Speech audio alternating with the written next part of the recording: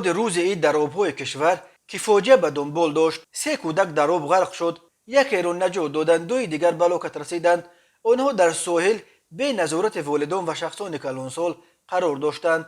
در این باره کمیته اولتای فوق‌العاده تاجیکستان خبر داد. بنا به اطلاع این نهاد روز 2 ماه سال 2022 ساعت 2:25 دقیقه وقت محلی به قسم نوبداری ریاست اولتای فوق‌العاده ولایت قتلون خبر رسید که پسر بچه 10 ساله ساکن شهر باختر هنگامی که میخواست از دریای وخش آب نوشد موازنت خود را نگاه داشته نتوانسته به دریا سرازیر شده است. جریان پرتقیان آب بسا به شدت جسد او را از نظرها پنهان کرده است. جستجوی جسد پسرک ادامه دارد. حادثه دوم در قلمرو شهر ایسار رخ داد.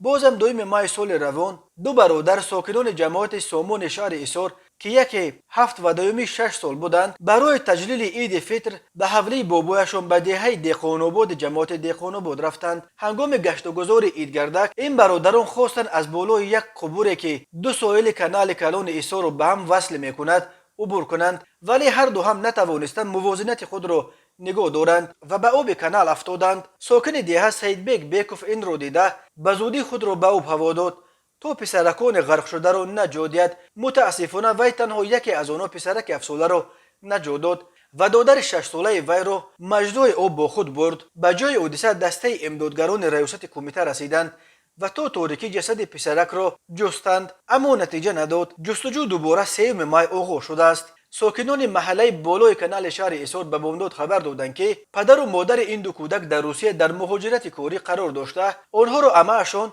نگاهبینی میکرده است. در رابطه با این حادثه ناخوش اخیر کمیته اولتای فوق‌العاده از والدان خواست فرزندان نابالغ خود را هرگز به نظارت نگذارند. همیشه وقت بودن در نزد مخزن‌های آب قاعده‌های بی‌خطری را رعایت نمایند. آببازی در مکان‌های ممنوع برای همه خطر دارد و ساکنان باید این را دانسته باشند.